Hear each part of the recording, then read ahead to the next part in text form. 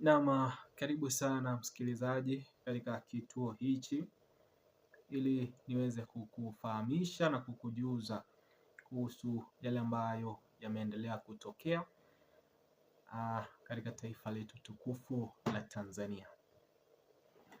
Msikilizaji, kuna taarifa ambayo nimepata kuipokea hapa, na taarifa hii imeweza kutumiwa baadhi ya picha ambazo zinaonekana kwamba ni kikao cha wana CCM kwa sababu wamevalia sare za rangi hii ya chama, lakini pia wameweza kuketi katika ukumbi, kinachoonekana kwamba ni mkutano ambao unaendelea pale. Lakini pia nimetumiwa ujumbe kutoka kwa mmoja wa watu waliohudhuria mkutano huu, akiweza kunifahamisha kwamba wanaohudhuria kikao hichi na nilioweza kutumiwa baadhi ya picha zao hapa ni walimu wa shule za msingi, lakini pia shule za sekondari ambao wamevishwa sare za chama cha CCM na wamehudhuria kikao hichi. Naomba nikupeleke kwenye taarifa hii moja kwa moja msikilizaji, ili tupate kujifundisha, lakini pia kupata kuelewa kile ambacho kinaendelea kutokea. Taarifa hii inaniambia hivi: hawa ni walimu wa shule za msingi na sekondari kutoka mikoa mbalimbali ya Tanzania. Ni walimu wafia chama cha CCM. Wengi wao walisimamia uchaguzi wa Oktoba 29. Siku ya Jumatatu na Jumanne ya wiki hii waliitwa Dodoma kwenye mafunzo. Kisha akaniandikia kisa rasmi kilichotokea. Kaandika hivi msikilizaji: mimi ni mwalimu. Nimekuwa mwanachama wa CCM tangu utoto wangu. Wazazi wangu wamenilea vizuri katika maadili ya chama changu, japo waligeuka baada ya mauaji ya tarehe 29, maana dada yetu wa kwanza aliuawa kwa risasi akiwa ametoka kupiga kura. Hawa ni walimu wa sekondari na shule za msingi nchi nzima, nikiwepo mimi mwenyewe. Nafundisha shule ya msingi, sitataja jina wasije wakaninasa. Majuzi tarehe 30 na 31 mwisho wa mwezi wa 3 tuliitwa Dodoma kwa ajili ya mafunzo. Mafunzo yalifanyika ofisi za CCM makao makuu Dodoma. Wakufunzi 5 walialikwa kutoa hayo mafunzo. Kwa hao walimu mmoja wao akawa ni katibu mwenezi mkoa wa Songwe, Mwalimu Yusufu Ali Rajab. Sasa kiini cha mafunzo hayo cha kwanza ilikuwa ni mafunzo yalipoanza. Siku ya kwanza tulipongezwa kwa kazi kubwa tuliyoifanya tarehe 29 mwaka 2025. Tumeambiwa tulifanya kazi nzuri sana. Nikakumbuka kifo cha dadangu, machozi yakaanza kunitoka. Nikainama chini ili wasije kunishtukia. Tumepewa elimu ya itikadi ya CCM. Tumeelekezwa kukilinda chama kwa gharama yoyote ile. Tumeelekezwa tuwapo mashuleni tuwafundishe wanafunzi falsafa na itikadi ya CCM, kwamba bila CCM nchi itaingia kwenye machafuko makubwa. Tumeambiwa tuwe watulivu, vyeo vipo vingi. Tutapewa ukuu wa shule, uafisa elimu, uratibu na fursa zingine zikija watatukumbuka sisi katika nafasi ya kwanza. Na kuomba sana usije kutaja jina langu. Moyo wangu hautaki tena kuendelea kushiriki hii dhambi. Dada yangu aliuawa mimi nikiwa bizi kuiba kura ili CCM ishinde. Na pia naona kabisa mimi ni sehemu ya chanzo cha elimu nchini kuharibika, maana naona hata wenzangu tuna kiburi. Walimu wengi sisi tumekuwa mstari wa mbele kuanzisha migogoro mashuleni, na tumekuwa na utendaji mbovu kutokana na majivuno kuwa chama kinatulinda, na imefika hatua wenzetu wanatuogopa na sisi tunaona ni sifa.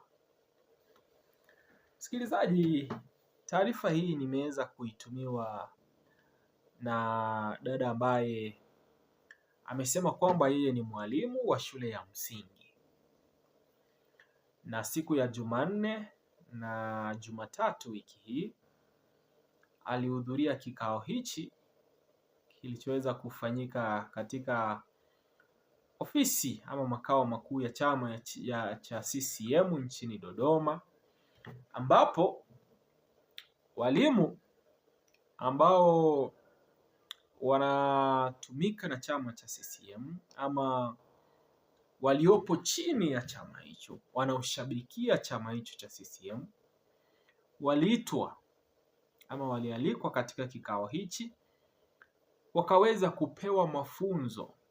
Msikilizaji, naomba unipate vizuri hapa.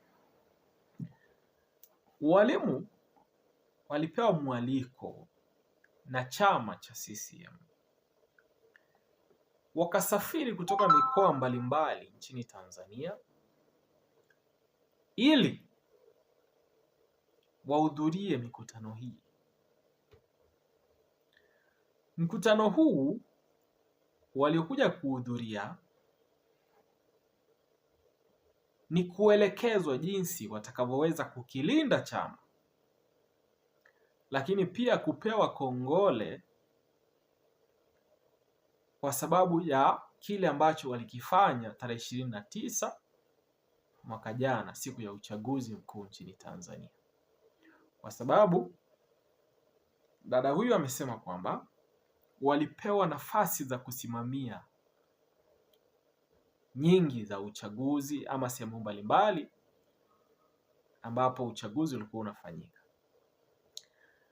Lakini kilichotokea ni kwamba dada huyu anahuzunika kwa sababu dada yake alipigwa risasi akitoka kupiga kura, huku yeye akishiriki kuiba kura ili chama cha CCM kiendelee kutawala.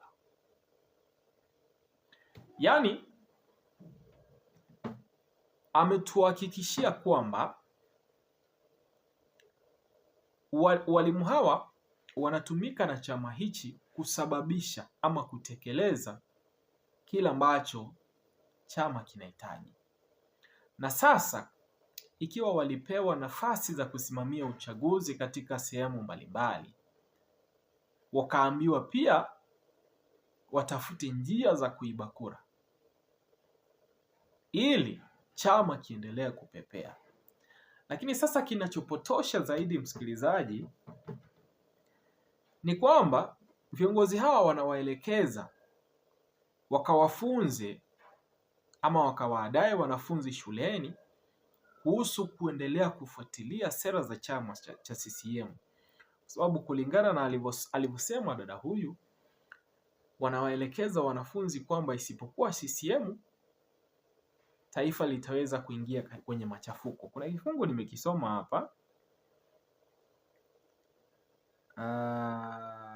kinasema hivi: tumeelekezwa tuwapo mashuleni tuwafundishe wanafunzi falsafa na itikadi ya CCM, kwamba bila CCM nchi itaingia kwenye machafuko makubwa. Yaani ni kuhakikisha kwamba wanaendelea kuitia mizizi ya chama cha CCM ili kisije kung'atuka mamlakani. Amesema kwenye kipande cha kwanza wao wenyewe wamepewa elimu ya itikadi ya CCM. Tumeelekezwa kukilinda chama kwa gharama yoyote ile. Tumeambiwa tuwe watulivu, vyeo vipo vingi. Tutapewa ukuu wa mashule, uafisa wa elimu, utaratibu na fursa zingine zikija watatukumbuka.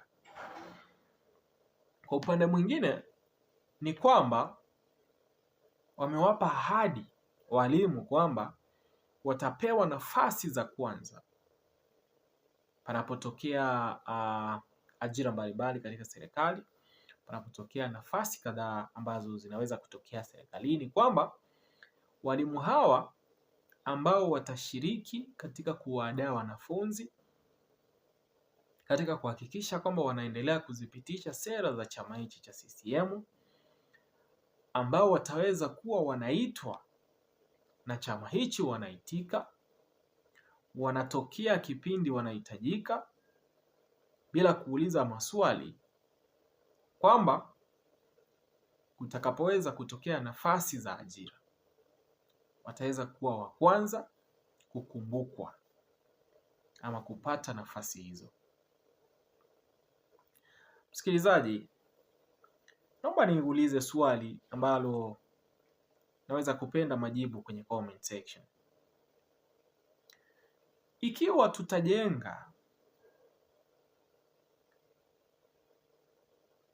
tutakuwa na uhusiano kama huu na wanafunzi shuleni, ila bila shaka mafunzo ambayo wanafunzi wanayapata shuleni ndio wanakuja kuyatumia nje wanapoondoka shuleni. Hatua ya chama kuwaelekeza walimu kuwafunza wanafunzi chama ama itikadi za chama, sasa demokrasia itakuwa ni ipi? Kwa sababu ikiwa tutalimbikizia watu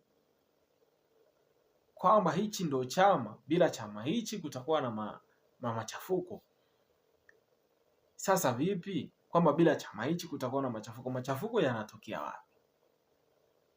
Kwa hivyo ni kuificha demokrasia, watu wasiweze kutoa maoni na kusema kwamba tunachotaka ni hiki. Kusiwe na kuchagua ama kusimamia kile ambacho unahitaji.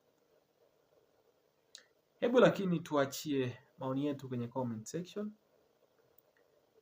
Kila siku nipo hapa kuhakikisha kwamba nazidi kukufahamisha hali ilivyo na yale ambayo yameendelea kutokea. Jina langu ni Presenter Kuton.